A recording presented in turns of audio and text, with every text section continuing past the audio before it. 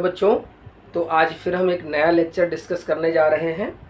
और previous lecture में हमने इलेक्ट्रिक फील्ड का कॉन्सेप्ट समझा और इलेक्ट्रिक फील्ड को रिप्रेजेंट करने के लिए इलेक्ट्रिक लाइंस ऑफ फोर्सेस का कॉन्सेप्ट समझा।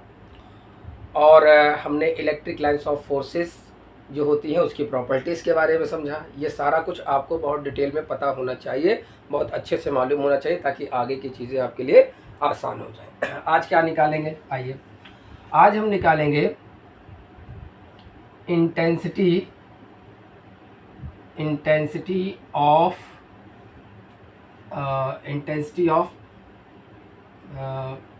या यहाँ ये लिख दें, कैलकुलेट द इंटेंसिटी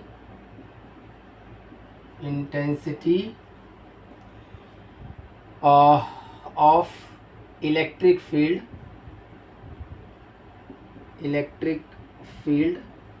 ड्यू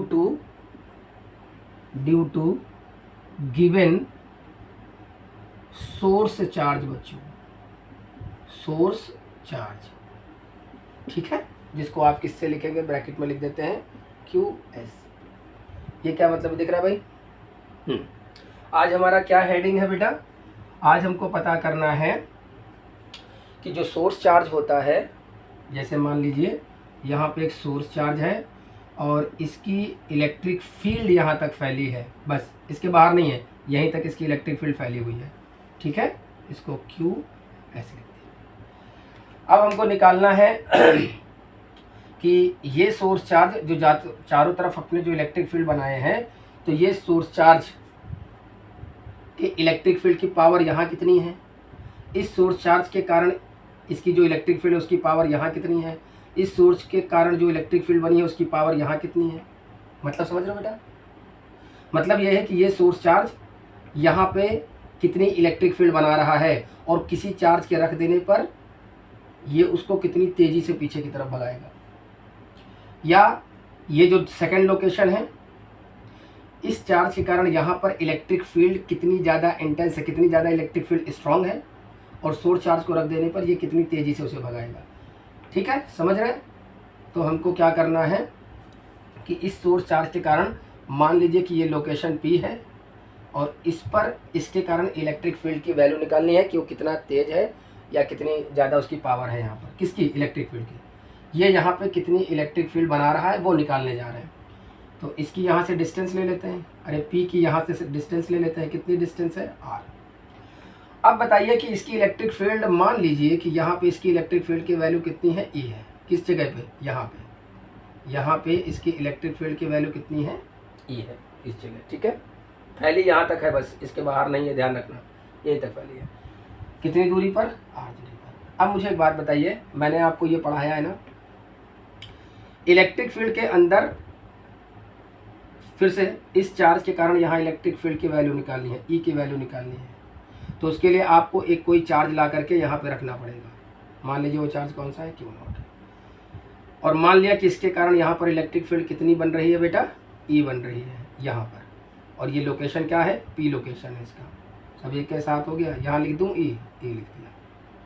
इस लोकेशन पर इलेक्ट्रिक फील्ड कितनी है, E। इस लोकेशन पर आपने एक चार्ज रखा ताकि ये पता कर सके कि ये इसको कितनी तेज़ी से फोर्स लगा के बाहर की तरफ भगाएगा। दूसरी बात, अगर ये कन्फ्यूजन हो कि इलेक्ट्रिक फील्ड बाहर क्यों है, तो प्लस चार्ज है तो प्लस की वजह से इलेक्ट्रिक फील्ड बाहर होती है, ठीक है। इस लोकेशन की यहाँ से डिस्टेंस कितनी है, R। तो आइए मुझे बताइए, Q charge electric field E में होता है तो कितना फोर्स लगता है, Q charge electric field E में होता है तो कितना फोर्स लगता है। प्रीवियस लेक्चर में मैंने आपको पढ़ाया है, F = Q0 × E। तो इस सोर्स चार्ज के कारण इस टेस्ट चार्ज पर इतना फोर्स लगाया जाएगा, F = Q0 × E।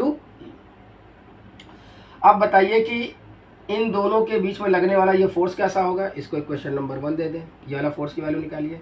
तो F = आसान है, 1/4πε0 Q1 Q2 अपॉन क्या भाई, Q1 की जगह तो QS हो जाएगा बेटा, और Q2 की जगह पे Q0 हो जाएगा, अपॉन यहाँ से यहाँ की डिस्टेंस कितनी है, R है, तो R का स्क्वायर। ये फार्मूला है, ध्यान रखना। अब F की वैल्यू यहाँ रख दीजिए। नाउ आसान है, इक्वेशन फर्स्ट बिकम्स क्या आ जाएगी बेटा, यहाँ वैल्यू रखो, यहाँ वैल्यू रखो, यानी दोनों इक्वेशन इक्वेट करो। तो Q E is equal to 1/4πε0 Q S Q naught upon R square. Q naught से क्यू नॉट खत्म हो गया and the answer will be, यहाँ दिख रहा है नीचे, हाँ एक लाइन दिख सकती है, तो यहाँ हम लिख देंगे E इज इक्वल टू 1/4πε0, देखो क्या लिखा है, क्यू एस अपॉन क्या, आर स्क्वायर। ये रहा इलेक्ट्रिक फील्ड इंटेंसिटी का फॉर्मूला। बच्चों क्या आप ये देख रहे हैं कि इस सोर्स चार्ज के कारण यहाँ पर इलेक्ट्रिक फील्ड डिस्टेंस पर डिपेंड कर रही है। जैसे जैसे ये डिस्टेंस कम होगी, मतलब ये पॉइंट अगर यहाँ आ जाएगा, डिस्टेंस कम हो जाएगी, डिस्टेंस कम हो जाएगी तो इलेक्ट्रिक फील्ड बढ़ जाएगी। इसका मतलब ये है कि सोर्स चार्ज से जैसे जैसे दूर जाएंगे, दूर बढ़ेंगे, इलेक्ट्रिक फील्ड कम होगी, जैसे जैसे उसकी तरफ जाएंगे डिस्टेंस कम होगा और इलेक्ट्रिक फील्ड बढ़ेगा। साथ में एक चीज़ एनालाइज किया यहाँ पे, नोट करने वाली जो बात है, नोट करने वाली जो बात है वो ये है कि यहाँ QS जो है वो पॉइंट सोर्स चार्ज है, सोर्स चार्ज है पहली बात तो, एंड क्या लिखने वाला है, और सिंगल चार्ज होगा, SIN होता है भाई, सिंगल चार्ज होगा, सिंगल चार्ज होगा। सिंगल चार्ज का मतलब क्या, जैसे इलेक्ट्रॉन एंड प्रोटॉन। यहाँ 1 कूलम 2 कूलम चार्ज नहीं होगा, क्योंकि हम ये फार्मूले जो लगाते हैं, ये जो भी फार्मूले लगाते हैं ये पॉइंट चार्ज के कारण होता है, और पॉइंट चार्ज इलेक्ट्रॉन और प्रोटॉन को लिया गया है। 1 coulomb 2 coulomb 4 coulomb 5 coulomb charge को हम पॉइंट चार्ज नहीं मानते हैं, उसकी भी कुछ कंडीशंस हैं। 1 कूलम 2 कूलम 4 कूलम चार्ज अगर यहाँ रख दें और आपसे इलेक्ट्रिक फील्ड वो खूब दूर पूछें, तो दूर से देखने पर ये सारे चार्ज एक जगह आएंगे, तो उस कंडीशन में ये फार्मूला आप लगा सकते हो, मतलब उसको पॉइंट चार्ज मान सकते हो।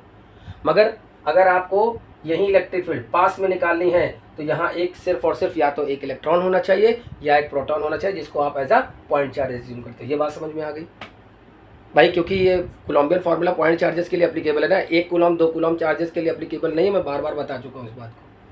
ठीक है, यहाँ तक बात समझ में आ गई।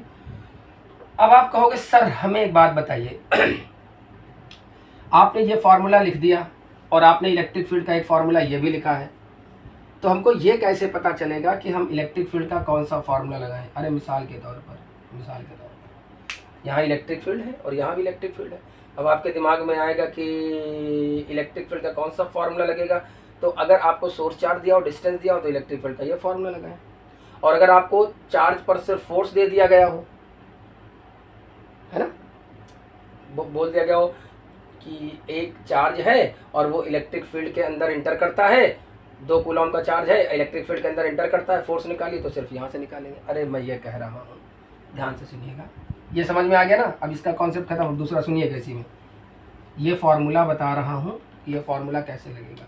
मान लो यहाँ पर एक इलेक्ट्रिक फील्ड है, इलेक्ट्रिक फील्ड दे दिया, अब इसके अंदर एक मान लो इलेक्ट्रॉन आ गया, अब तुमसे पूछे कितना फोर्स लगेगा, तो ये फार्मूला लगा करके तो इलेक्ट्रिक फील्ड नहीं निकालोगे ना, क्योंकि ये तो डिस्टेंस और इलेक्ट्रिक फील्ड के बीच का रिलेशन है। बात समझ में आ रही है। ये एक चार्ज है, इलेक्ट्रॉन है, जो इस इलेक्ट्रिक फील्ड में रखा हुआ है। अब आपसे ये पूछा जाए कि इस पर कितना फोर्स लगेगा, तो ये फार्मूला तो लगेगा F बराबर, इसमें कोई नई चीज़ नहीं पढ़ा दी मैंने, F बराबर Q इंटू ई, और Q की जगह इस इलेक्ट्रॉन का चार्ज रख देंगे इंटू ई। ये इलेक्ट्रॉन का सिंबल है, ध्यान रखना, और ये चार्ज है, तो इसका चार्ज ही तो रखेंगे, वो रख दिया मैंने।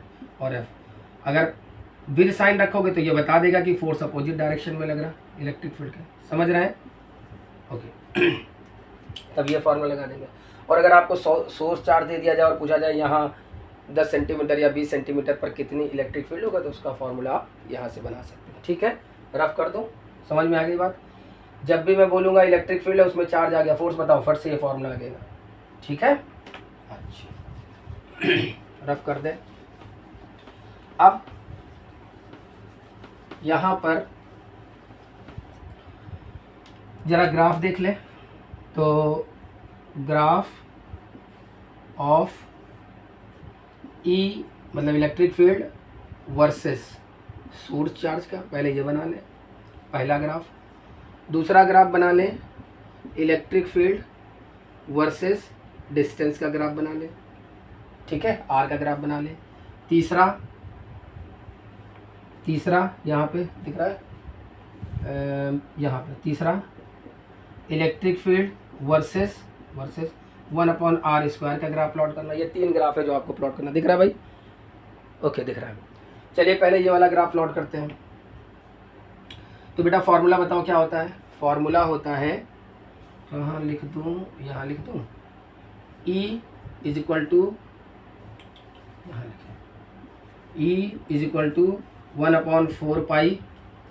बेटा वेट, पहले मैं ऊपर वाला रफ कर देता हूँ इसको।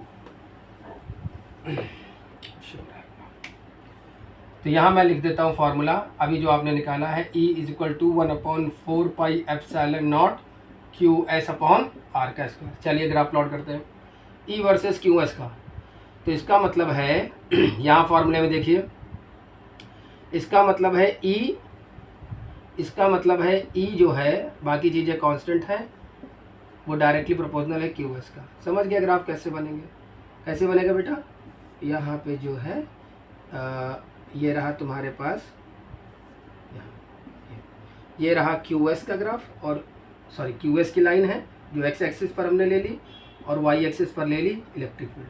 अब जैसे जैसे QS की वैल्यू बढ़ाओगे, QS की वैल्यू इतनी तो इलेक्ट्रिक फील्ड इतनी, QS की इतनी तो इलेक्ट्रिक फील्ड इतनी, QS की इतनी, तो क्या बेटा ये स्ट्रेट लाइन नहीं आएगा? ये देखो बेटा, सिंपल है ना, डायरेक्टली प्रोपोर्शनल है भैया, स्ट्रेट लाइन।